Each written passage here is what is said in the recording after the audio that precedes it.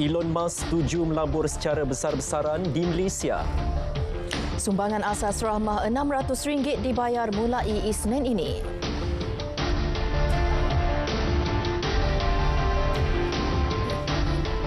Assalamualaikum, salam Malaysia Madani. Lebih 200,000 penerima sumbangan tunai rahmah STR akan menerima satu lagi bantuan bagi mendapatkan keperluan barangan makanan asas. Sumbangan asas rahmah SARA sebanyak RM600 itu dibayar mulai Isnin ini.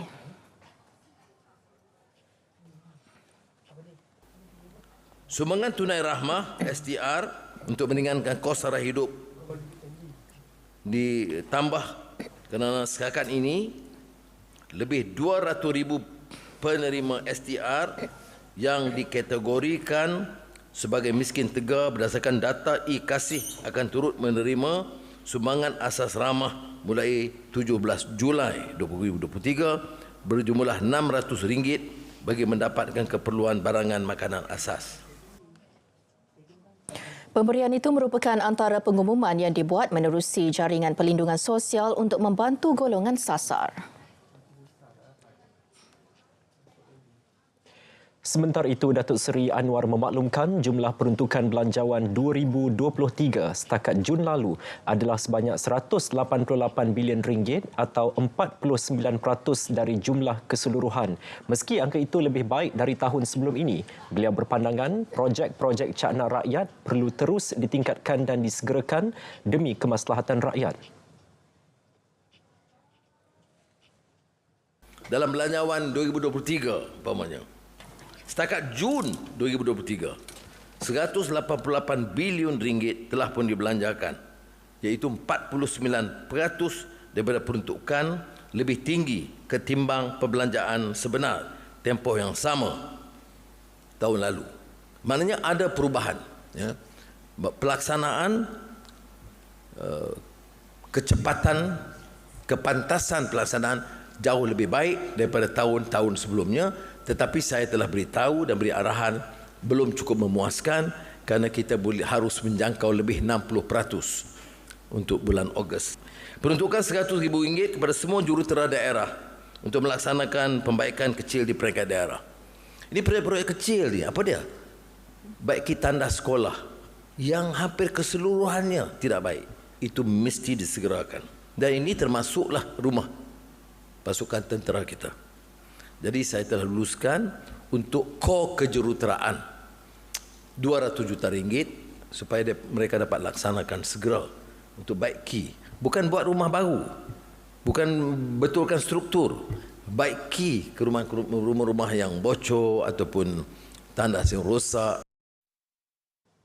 Beberapa inisiatif diambil bagi mempercepat pelaksanaan projek berkaitan termasuk pengurangan pemusatan kuasa, pemberian peruntukan tambahan dan kelonggaran tata cara perolehan. Perdana Menteri menyatakan pada Majlis Libat Urus Belanjawan 2024 di Putrajaya. PAS Pelabur Strategi SIP akan dikeluarkan kepada pelabur dalam usaha menjadikan Malaysia sebagai destinasi pelaburan global. Menerusi inisiatif ini, pelabur strategik yang dikenal pasti oleh Lembaga Pembangunan Pelaburan Malaysia MIDA akan dapat tinggal di negara ini bagi tempoh minimum 5 tahun.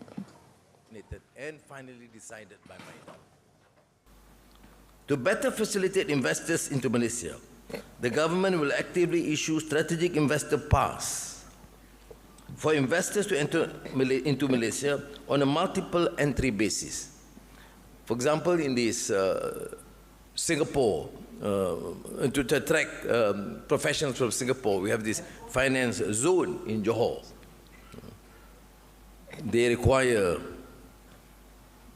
good accommodation facilities, international school.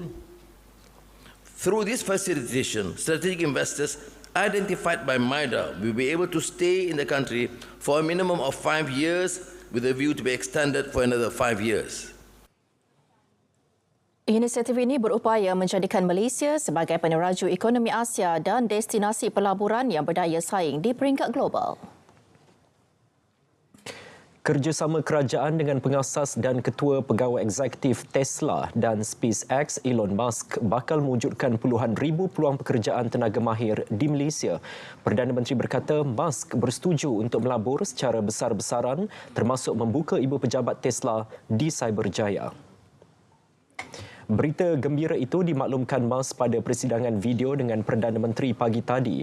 Musk juga bersetuju menjalin kerjasama dengan kerajaan melibatkan SpaceX dalam perkhidmatan satelit Starlink serta kenderaan elektrik EV.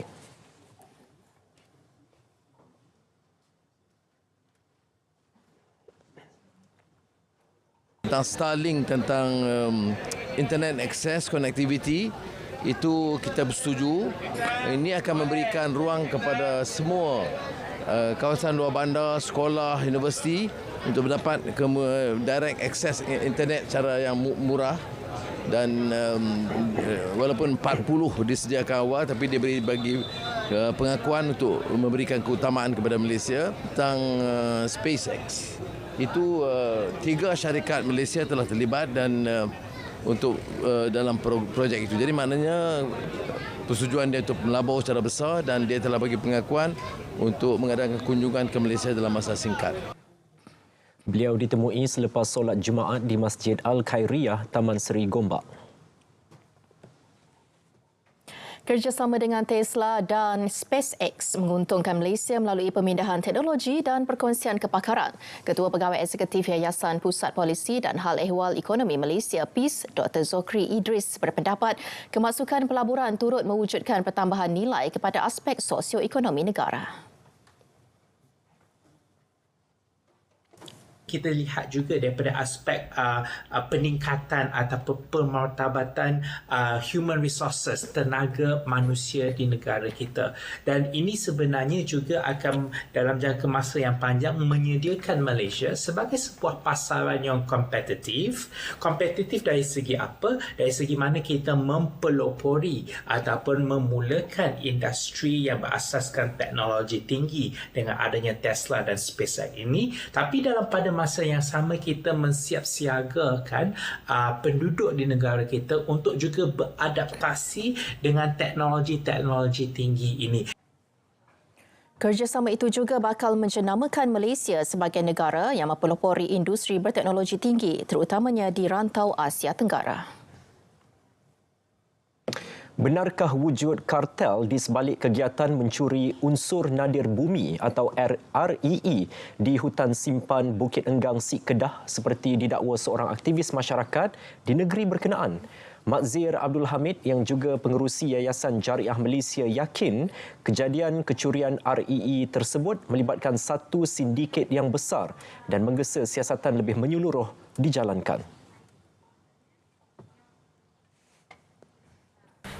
Kalau kita tangkap bilis saja, Jerung kita tak tangkap, yakin dia percayalah bahawa satu hari Jerung ni dia akan meneruskan lagi agenda dia.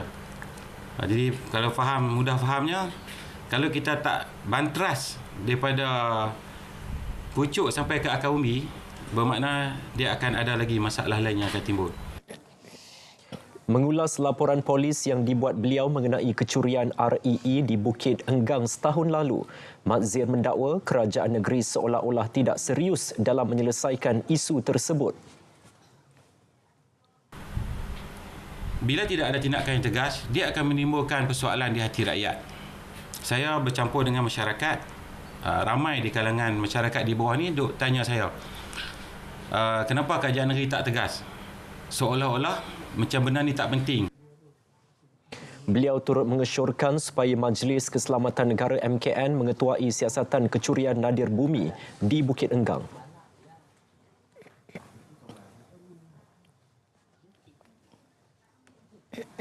Sebagaimana kita lihat isu di Bukit Maluk Langkawi, kerajaan boleh meletakkan di bawah Majlis Keselamatan Negara. Kalaulah isu REE ini susah sangat nak diselesaikan, saya rasa adalah lebih baik kerajaan meletakkan isu REE di sini di bawah Majlis Keselamatan Negara. Mudah-mudahan dengan adanya tindakan yang tegas yang sebegitu, rakyat akan merasa lega lah. Beliau berkata demikian di Sik Kedah Semalam, Ketua Polis Kedah Datuk Fisol Saleh dalam sidang medianya berkata, polis membongkar kegiatan pemerdagangan manusia dan kecurian sumber REE di Bukit Enggang selepas menahan 9 individu hujung bulan lalu. Kesemua yang ditahan terdiri daripada 4 lelaki warga Myanmar dan 5 warga tempatan berusia antara 22 tahun hingga 60 tahun. Turut dirampas 4 guni setengah berisi bahan mineral yang diikat dan disyaki REE seberat 99 kilogram. Tiada jalan mudah untuk berjaya dan tiada jalan mudah untuk bahagia. Jadi buang tabiat tidak baik untuk berjaya dan bahagia. Buang perangai kita yang ingin mengambil hati orang. Buang gaya hidup buruk yang tak sihat. Bagaimana mengundi? Buat semakan tempat mengundi dan pergi ke saluran yang ditetapkan. Masuk ke tempat mengundi apabila dibenarkan oleh polis yang mengawal. Serahkan MyCard dan slip saluran kepada kerani pengundian pertama.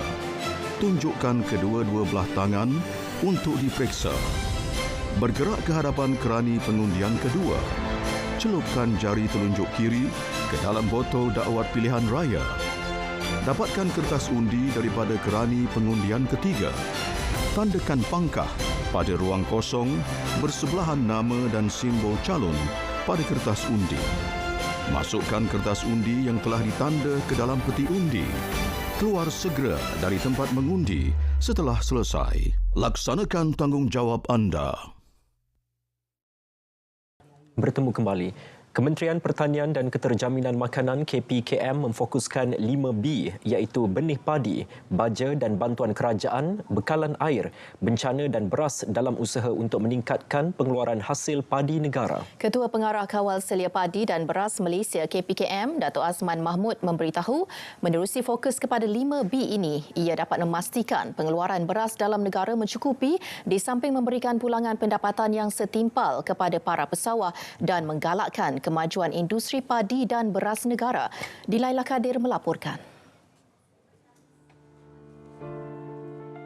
Menurut Datuk Azman, KPKM melantik 12 syarikat pengeluar benih padi sah BPS bagi mengeluarkan 80,000 tan metrik benih untuk kegunaan para pesawah di seluruh negara.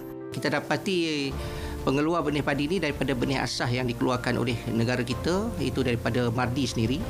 Kita juga daripada Universiti Pertanian Malaysia, UPM, UKM dan juga agensi nukleus lah. Maknanya kita berpotensi setakat ini 58 varieti benih padi lah yang kita keluarkan untuk menanam di seluruh negara. Dan kita dapati benih padi yang ada sekarang ni telah pun menjangkau penuaian di antara 105 hari kepada 110 hari.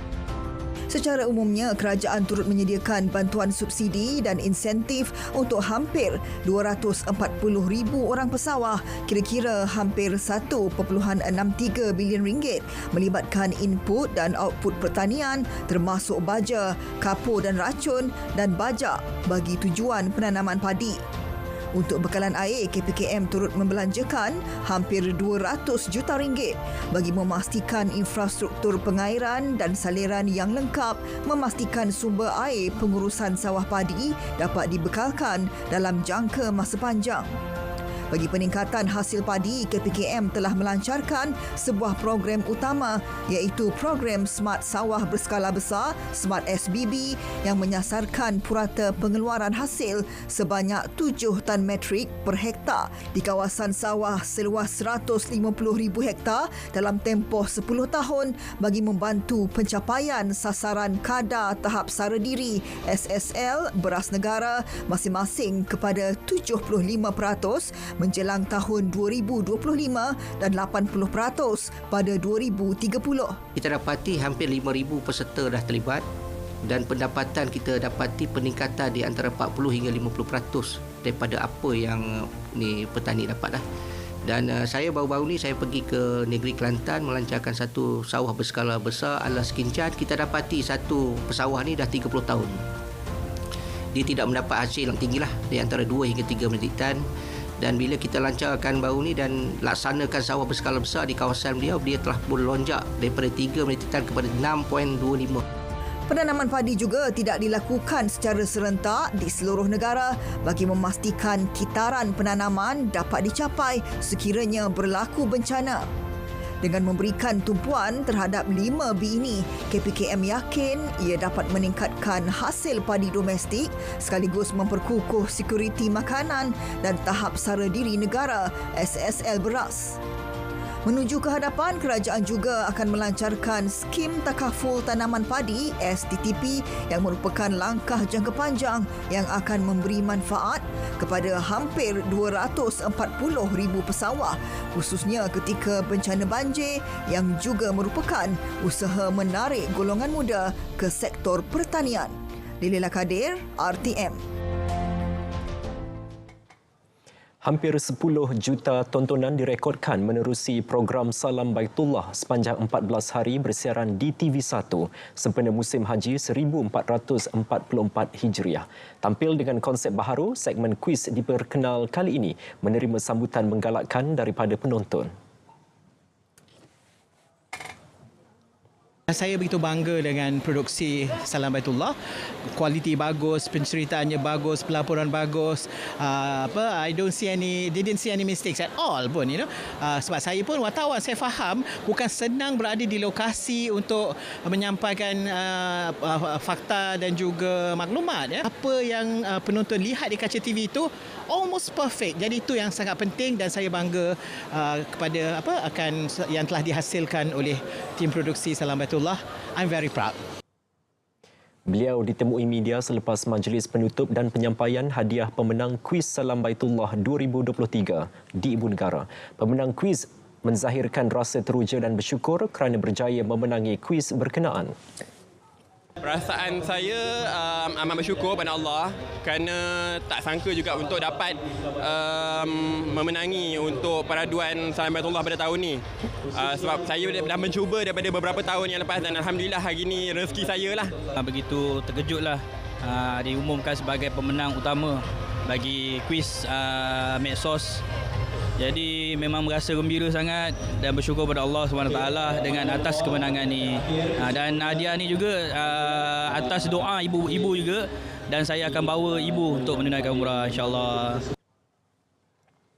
Dengan tema penyucian jiwa ke muncak ibadah, Salam Baitullah kali ini menonjolkan gandingan pengacara terkenal Ustaz Haris Ismail dan Ustaz Muhammad Fakhrul Radzi. Segmen YouTube dikendalikan Yat Hamzah turut menerima tontonan menggalakkan. Salam Baitullah tahun ini dijayakan Afiat Holding Sendirian Berhad dan Olive House sebagai penaja utama, manakala rakan strategik terdiri daripada J. Ibrahim Travel and Tours Sendirian Berhad, Royal Chulan Hotel Kuala Lumpur, Kashmir House, Saudagar Aiman, Rizq Global dan Adabi.